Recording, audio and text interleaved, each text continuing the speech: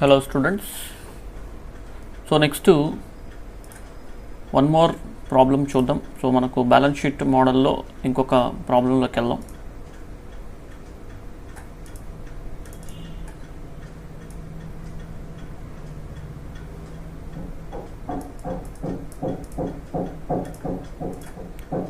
Just a minute please.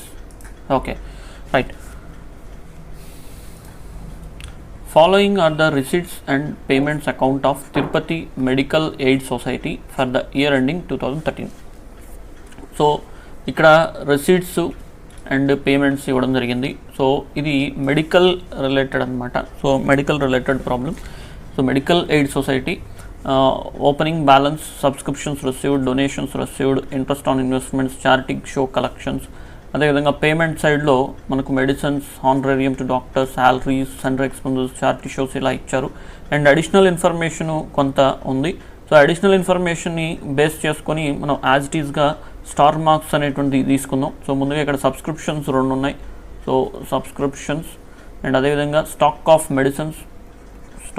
Medicines and amount due for medicines and value of equipments.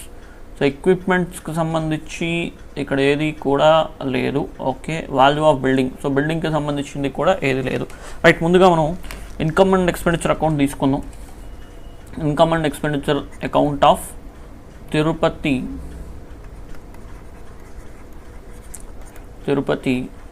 Medical aid society, Tirupati medical aid society for the year ending 31st. Okay, ఇక్కడ 2013 అన్నారు. So just assume డిసెంబర్గా assume చేసుకుందాం. 31/12/2013. Right. So ముందుగా మనకు medicine supply 60,000 ఇచ్చారు. So medicines అనేటువంటి వీళ్ళకి రెగ్యులర్గా use చేసేటువంటి ప్రోడక్ట్ అనమాట. సో ఎందుకంటే మెడికల్ సొసైటీ కాబట్టి మెడిసిన్స్ అనేటువంటి రెగ్యులర్గా యూస్ చేసేటువంటి ప్రోడక్ట్. దీనికి ఎలా కన్సిడర్ చేయాలి అని అంటే, సో ఇక్కడ ఓపెనింగ్ మెడిసిన్స్, క్లోజింగ్ మెడిసిన్స్, వీటికి సంబంధించిన ఇన్ఫర్మేషన్ ఇక్కడ ఉన్నాయి. సో ఇది జాగ్రత్తగా మనం చూసుకోవాలి. సో ఇక్కడ స్టాక్ ఆఫ్ మెడిసిన్స్ అని 20,000 ఇచ్చారు. And amount due for medicine supply. దీని మీనింగ్ ఏంటి అని అంటే, యాక్చువల్గా అమౌంట్ డ్యూ ఫర్ మెడిసిన్స్ అన్నప్పుడు అది క్రెడిటార్స్, అంటే వాళ్ళకు పే చేయాల్సినటువంటి అనేసి అర్థం. సో పేయబుల్ అనమాట. మెడిసిన్స్ తెచ్చుకున్నాము, దానికి పేమెంట్ అనేటువంటిది చేయాలి. సో ఇప్పుడు దీన్ని ఎలా తీసుకోవాలి అని అంటే, సో జాగ్రత్తగా చూడండి. To medicines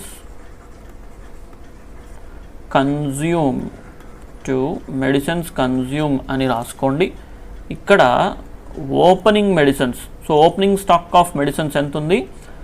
20,000 plus medicines supplied, అంటే కరెంట్ ఇయర్లో తెచ్చుకుంది, పర్చేస్ చేసింది. సో 20,000 ప్లస్ కరెంట్ ఇయర్లో తెచ్చుకున్నటువంటి 60,000, తర్వాత minus closing stock of medicines. Closing stock of medicines ఎందుకు మైనస్ చేయాలి అని అంటే, ఇది మనం యూస్ చేసుకోలేదు, దీన్ని మనం యూస్ చేసుకోలేదు. సో కాబట్టి దాన్ని మైనస్ చేయాలి. ఇది యూస్ చేసుకుంటున్నాం. సో బిగినింగ్లో ఒక 20,000 ఉంది, తర్వాత ఒక 60,000 యాడ్ అయింది, టోటల్గా 80,000 వాళ్ళ దగ్గర మెడిసిన్స్ అయ్యాయి. తర్వాత అందులో మిగిలిపోయింది 30,000. దీనివల్ల ఏంటి అంటే, ఇది మైనస్ చేసుకుంటే so 50,000 rupees stock of medicines అనేటువంటి యూస్ చేసుకున్నట్టుగా వస్తుంది మనం. కాబట్టి మైనస్ 30,000. సో గుర్తుపెట్టుకోండి, క్లోజింగ్ స్టాక్ అన్నప్పుడు దాని అర్థము అది ఇంకా కన్జ్యూమ్ కాలేదు అని అర్థం. కన్జ్యూమ్ కానప్పుడు దాన్ని మనం ఇన్కమ్ అండ్ ఎక్స్పెండిచర్ అకౌంట్లో ఎక్స్పెన్స్గా చూపించకూడదు. అందువల్ల అక్కడ మైనస్ చేసుకోవాలి. తర్వాత ఇక్కడికి సరిపోలేదు, ఇంకా ఉంది. ఇక్కడ ఏంటంటే amount due for medicine supply 18,000 and 26,000 ఉంది. ఇక్కడ డ్యూ అంటే మనకు దాని అర్థం ఏంటంటే క్రెడిటార్, అంటే దాని అర్థం మనం మెడిసిన్స్ని క్రెడిట్ బేసిస్ పైన పర్చేస్ చేయడం జరిగింది. ఇది cash payment. So cash basis పైన పర్చేస్ చేశాము, ఇక్కడేమో క్రెడిట్ బేసిస్ పైన పర్చేస్ చేయడం జరిగింది. సో ఇప్పుడు దీన్ని మీరు చూడాల్సింది ఏంటంటే, ఇందులో ఈ కరెంట్ ఇయర్ అంటే ఇయర్ ఎండింగ్లో ఏదైతే క్రెడిటార్స్ ఉన్నాయో అది కరెంట్ ఇయర్కి సంబంధించినటువంటిది. ఇక్కడ బిగినింగ్లో ఏదైతే క్రెడిటార్స్ ఉన్నాయో ఇది ప్రీవియస్ ఇయర్కి సంబంధించింది. సో బిగినింగ్ క్రెడిటార్స్ అనేటువంటి ప్రీవియస్ ఇయర్ ఎండింగ్లో జనరేట్ అయినటువంటి కరెంట్ ఇయర్కి బిగినింగ్ వస్తుంది.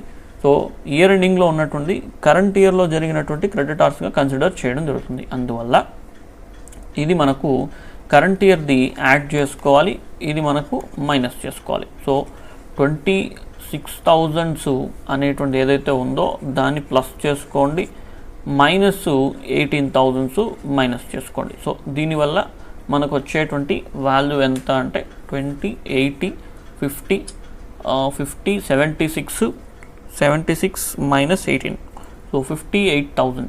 సో కన్జ్యూమ్ వాల్యూ ఎంత అంటే 58,000 రూపీస్ మనకు కన్జ్యూమ్ చేసుకున్నటువంటి value.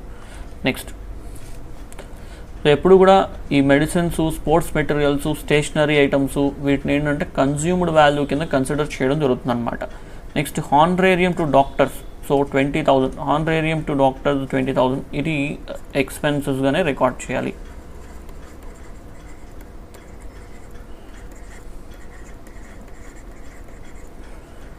$20,000. Next salaries 56,000 to salaries 56,000. Next sundry expenses 2,000.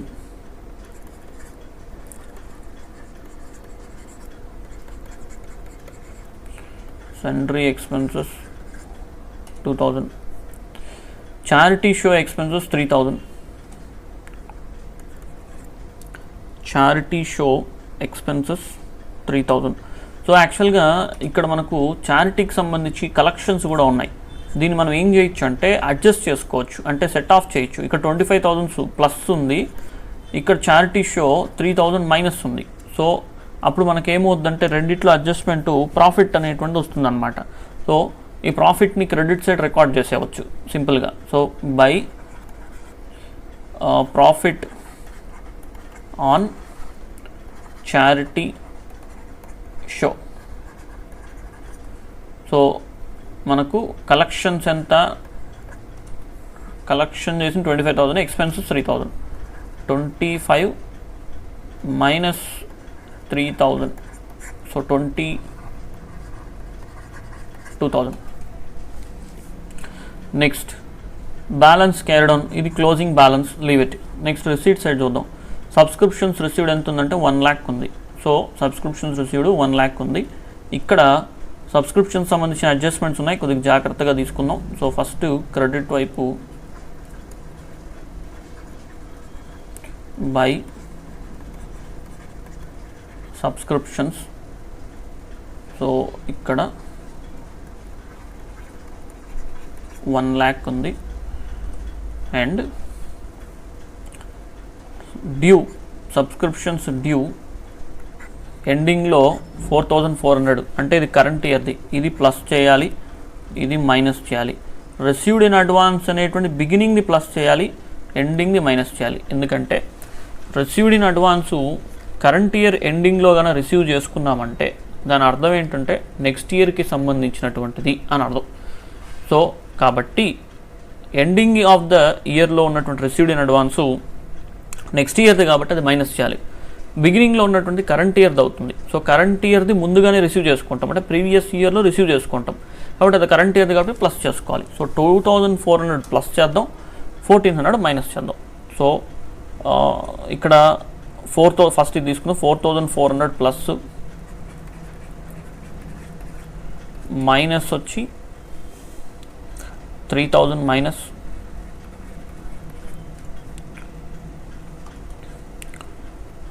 1,000, okay 2,400 plus minus వచ్చి 1,400. సో దీని ద్వారా మనకు value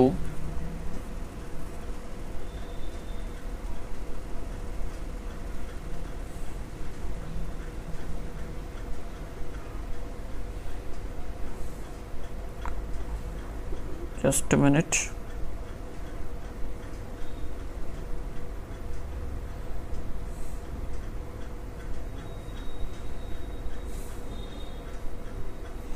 so 1,02,400 rupees. So 1,02,400 rupees అనేటువంటిది రావడం జరిగింది.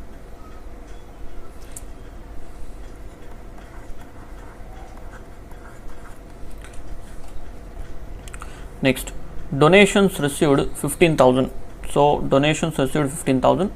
డొనేషన్స్కి సంబంధించి ఎటువంటి ఇన్ఫర్మేషన్ మనకు లేదు. సో కాబట్టి జస్ట్ మనం ఇన్కమ్గానే అజ్యూమ్ చేసుకుందాం. So by donations 15,000. Next interest on investments 18,000. No adjustments. By interest on investments. So value మనకు 18,000.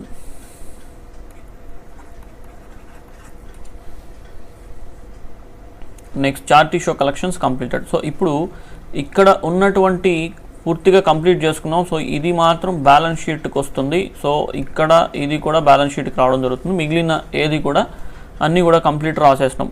తర్వాత వీటిలో కూడా అడిషనల్ ఇన్ఫర్మేషన్లో ఇది finished, subscriptions received, stock, medicine, amount due, completed. నా ఇక్కడ ఈ రెండు ఉన్నాయి. ఇవి రెండు యాక్చువల్గా అసెట్స్ అన్నమాట. ఈ రెండు కూడా అసెట్సే. బట్ అసెట్స్ అన్నీ మనం ఇన్కమ్ అండ్ ఎక్స్పెండిచర్ అకౌంట్లో రాయకూడదు కదా. సో అవి రాదులే అనేటువంటిది మనం చూసుకోకూడదు. అవి రాదు కదా అనేసి మనం ఉండకూడదు. సో ఎలా కన్సిడర్ చేయాలి చూద్దాం ఒకసారి. ఇప్పుడు ఇక్కడ వాల్యూ ఆఫ్ ఎక్విప్మెంట్స్ మనకి ఎంత ఉందంటే 42,000 రూపీస్ ఉంది. వాల్యూ ఆఫ్ ఎక్విప్మెంట్ 42,000 ఉంది. సో అదేవిధంగా ఇక్కడ 60,000 ఉంది. సో అదేవిధంగా 60,000 ఉంది. ఇప్పుడు దాని అర్థం ఏంటి అని అంటే పెరిగిందా తగ్గిందా? ఇంక్రీజ్ అయింది, ప్లస్ అయింది. సో ప్లస్ అయిందంటే అడిషనల్గా పర్చేస్ చేసినట్టుగా చూడడమే, అడిషనల్గా పర్చేస్ చేశాడని అనుకోవడమే. వాల్యూ ఆఫ్ బ్లెండింగ్ ఇక్కడ ఎంత ఉందంటే 1 lakh ఉంది. ఇక్కడ ఎంత ఉందంటే 96,000 ఉంది. అంటే మైనస్ అయింది. సో మైనస్ అయ్యిందంటే దాని అర్థం డెప్రిసియేషన్ తీసుకోవాలని చెప్పి కన్సిడర్ చేయడమే. సో డెప్రిసియేషన్గా కన్సిడర్ చేయడమే. So to depreciation on building 4,000.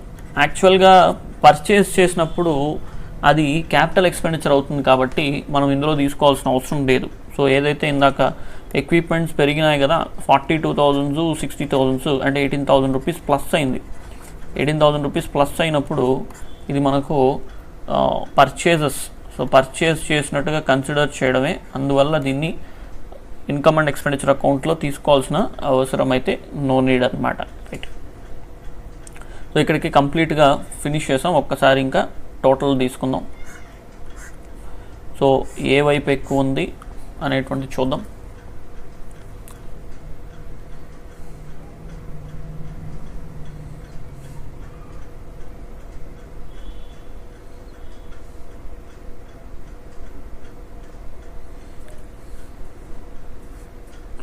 Credit వైపు 1,57,400.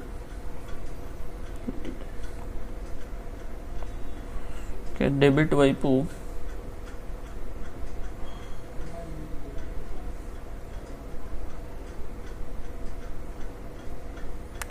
సో డెబిట్ వైపు 1,40,000 ఉంది. సో క్రెడిట్ వైపే ఎక్కువ ఉంది కాబట్టి దాన్నే తీసుకుందాం. 1,57,400. 1,57,400. సో ఇందులో నుంచి మనం 1,40,000 మైనస్ చేస్తే మనకు 17,400 వస్తుంది. 17,400. సో ఇది మనకు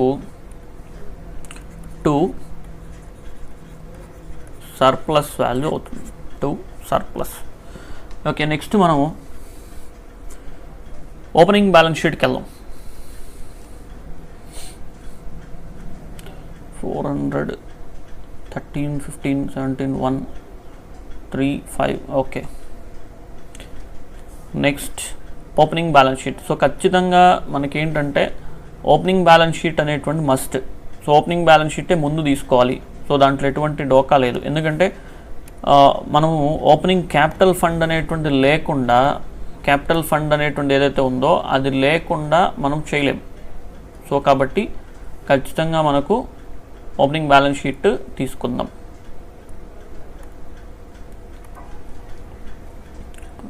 sorry, wait please.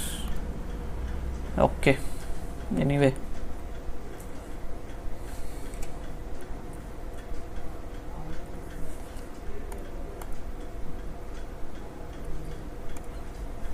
right.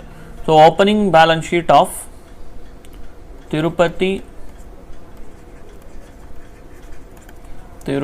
Medical Aid Society, Tirupati Medical Aid Society as on 1/1/2013.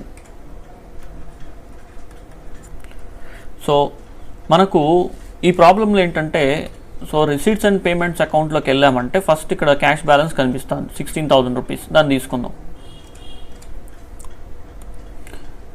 Cash balance 16,000. తర్వాత ఇక్కడ ఎక్కడా కూడా ఓపెనింగ్ బ్యాలెన్సెస్ సంబంధించిన ఇన్ఫర్మేషన్ ఏమీ లేదు. సో అస్సలు పేమెంట్ సైడ్లో ఓపెనింగ్ సంబంధించిన వాల్యూస్ మోస్ట్లీ ఉండదు. ఓకేనా? అట్లా ఒకవేళ ఓపెనింగ్ డేట్ ఉన్నప్పటికీ కూడా కరెంట్ ఇయర్లో పర్చేస్ చేసినట్టుగానే థింక్ చేయడమే. సో మోస్ట్లీ మనకు అడిషనల్ ఇన్ఫర్మేషన్లోనే క్లోజింగ్ ఓపెనింగ్కి సంబంధించినటువంటి వాల్యూస్ ఉంటాయి. గుర్తుపెట్టుకోండి, మోస్ట్లీ ఓపెనింగ్ వాల్యూస్ ఎక్కడ ఉంటాయి అని అంటే, ఓపెనింగ్ వాల్యూస్ ఎప్పుడు కూడా అడిషనల్ ఇన్ఫర్మేషన్లోనే ఉంటుంది. సో ఇక్కడ subscriptions due beginning of the year, ఈ బిగినింగ్ ఆఫ్ ద ఇయర్ ఏదైతే ఉన్నాయో అవన్నీ కూడా రికార్డ్ చేసుకుంటూ వచ్చేయచ్చు సింపుల్గా. So subscriptions due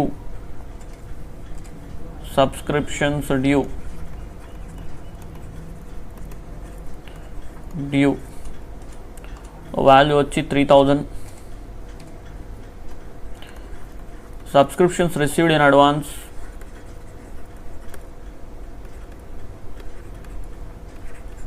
advance 2,400. Stock of medicine 20,000.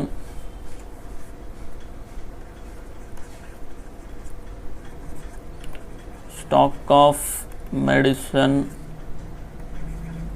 20,000.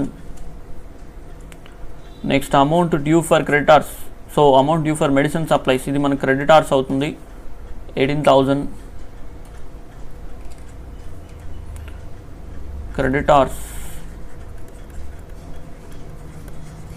for medicine supply,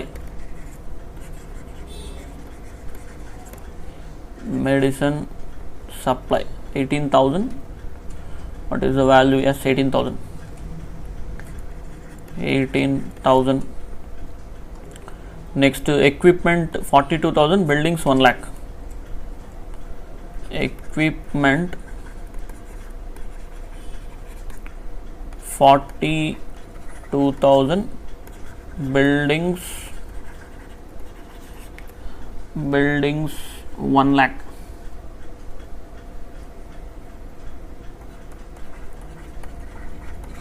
So buildings 1 lakh. 1, 2, 3, 4, 5.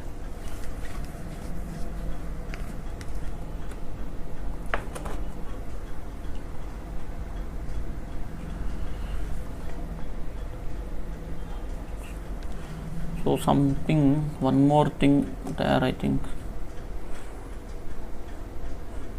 Okay, nothing. So ఇంకేం లేదు అండి ఇక్కడ. Interest on investments 18,000 were given.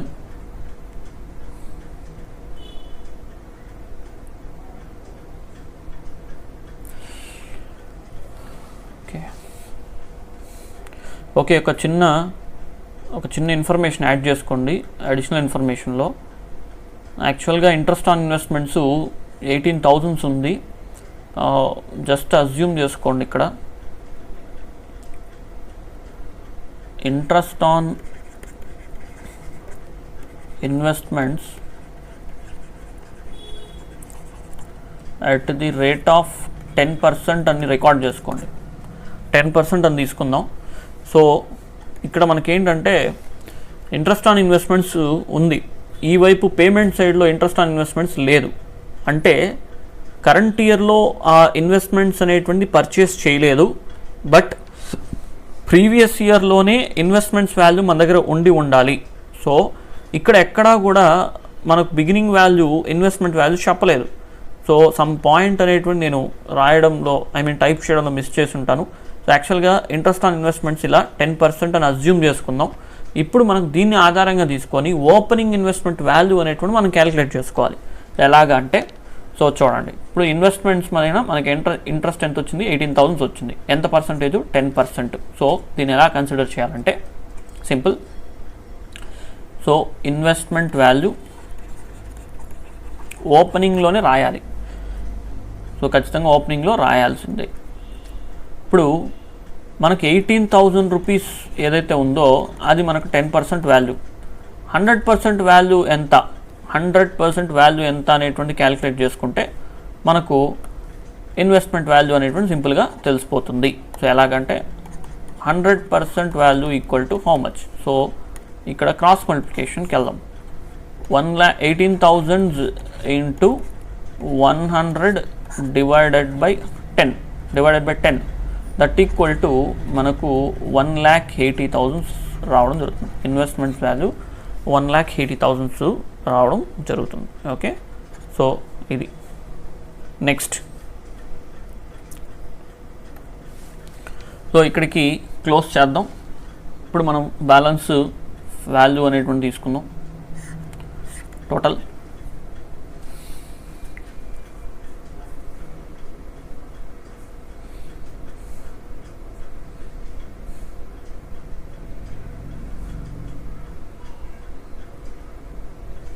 So టోటల్గా ఇది 3,61,000 రావడం జరిగింది. ఇందులో కూడా 3,61,000గా తీసుకుందాం. సో 3,61,000లో నుంచి మనం లయబిలిటీ సైడ్లో ఉన్నటువంటి వాల్యూస్ మైనస్ చేద్దాం.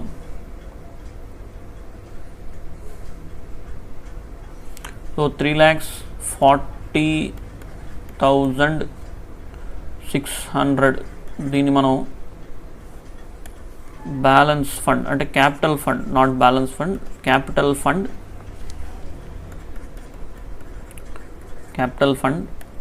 Balancing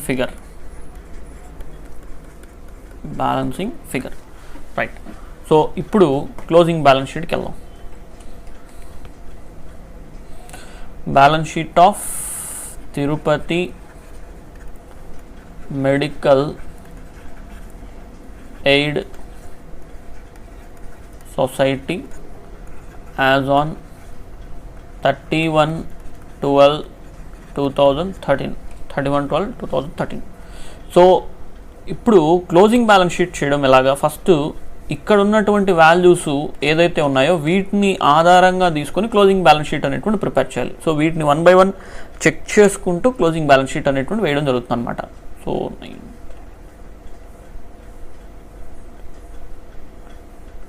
okay, so cash value ఇక్కడ ఓపెనింగ్ 16,000 ఉంది. సో మనకు క్లోజింగ్ ఎంత ఉందంటే రిసీట్స్ అండ్ పేమెంట్స్ అకౌంట్లో చెక్ చేస్తే 33,000 ఉంది. దాన్ని తీసుకుందాం. క్యాష్ 33,000. నెక్స్ట్ సబ్స్క్రిప్షన్ డ్యూ 4,400 ఎండింగ్ది. Subscriptions due 4,400. అదేవిధంగా subscriptions received in advance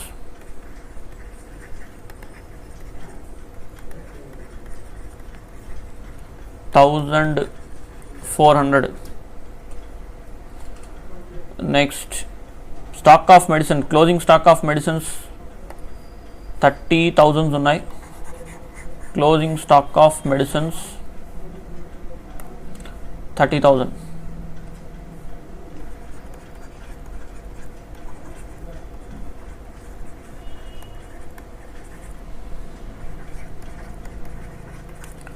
next creditors for medicines,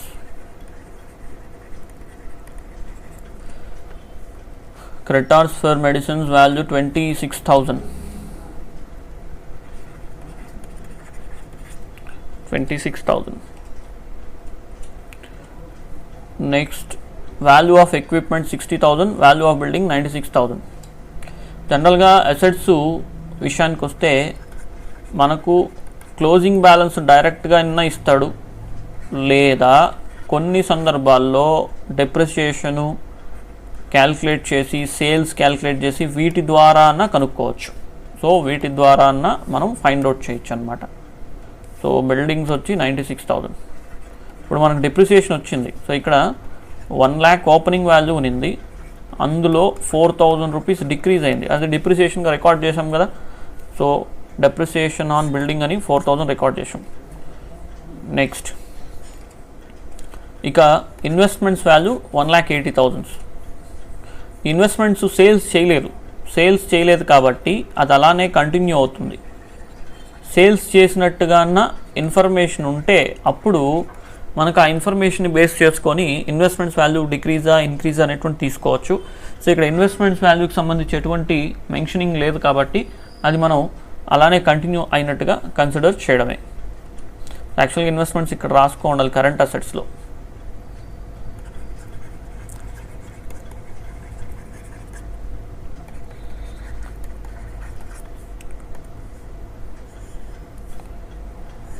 so current assets అన్ని ఒకవైపు, ఫిక్స్డ్ అసెట్స్ ఒకవైపు తీసుకుంటున్నాను. Okay right. Next capital fund.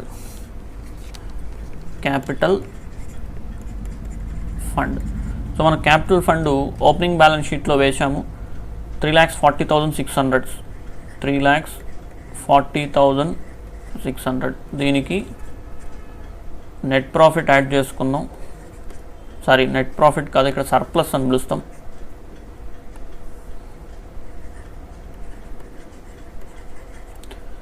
Surplus 17,400.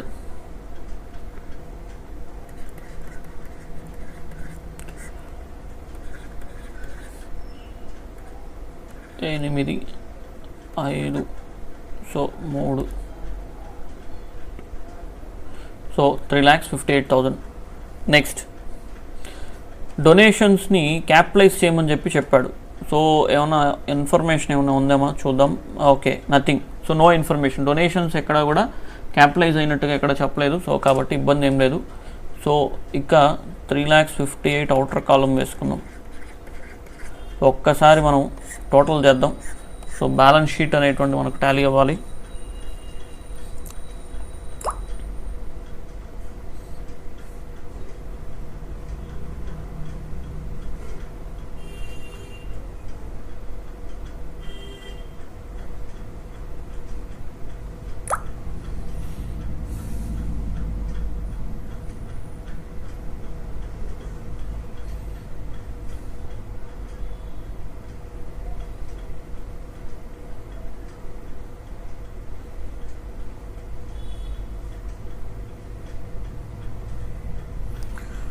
So ఈ వైపు 4,03,400 వస్తుంది. So something value wrong.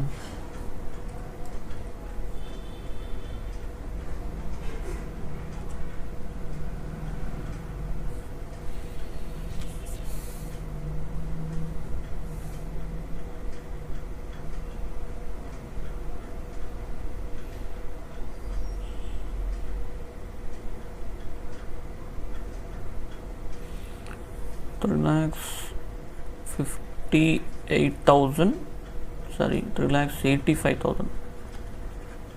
35,400. So once again 33,000 plus 4,400 plus 30,000 plus 1,80,000 plus 60,000 plus 96,000.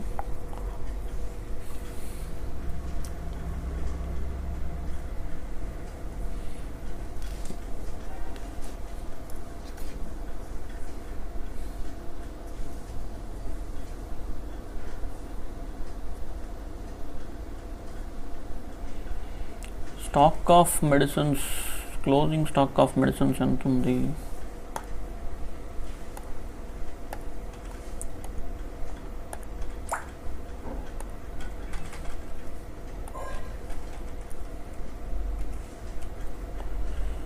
Stock of medicines, closing stock of medicines 30,000, opening 20,000, closing 30,000.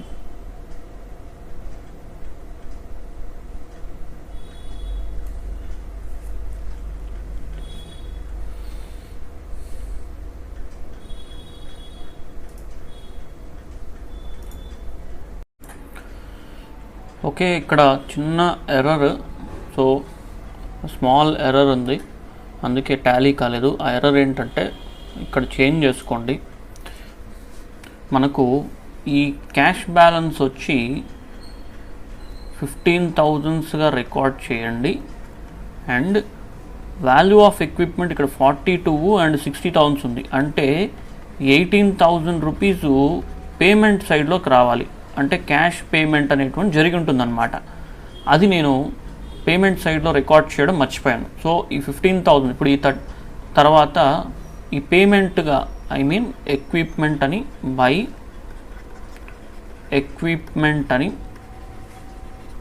ఇక్కడ 18,000 తీసుకుంటే మనకు క్యాష్ వచ్చి 15,000 అవుతుంది. సో ఇప్పుడు ఈ టోటల్ వచ్చి 1,74,000 సిమిలర్గా ఉంటుంది. నా ఇప్పుడు మనం ఏం చేద్దామంటే ఇక్కడ క్లోజింగ్ బ్యాలెన్స్ షీట్లో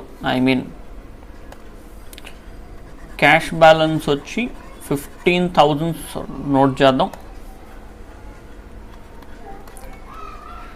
సో ఎక్విప్మెంటు మనకు ఓపెనింగ్ 42 ఉంది, ప్లస్ మళ్ళీ పర్చేస్ చేసినటువంటి ఎక్విప్మెంట్ 18,000. సో ఇప్పుడు దీని ద్వారా మనకు 3,85,400 రావడం జరుగుతుంది. సేమ్ ఇక్కడ కూడా 3,85,400. ఓకే, సో ఇక్కడ క్వశ్చన్లో ఒక అడిషనల్ ఇన్ఫర్మేషన్ పాయింట్ ఒకటి ఇంట్రెస్ట్ ఆన్ ఇన్వెస్ట్మెంట్స్కి సంబంధించి. So interest on investments at the rate of 10% per annum. So అది మనకు 18,000 10% per annum వచ్చిందని అజ్యూమ్ చేసుకోవడం అన్నమాట. Okay, right, thank you.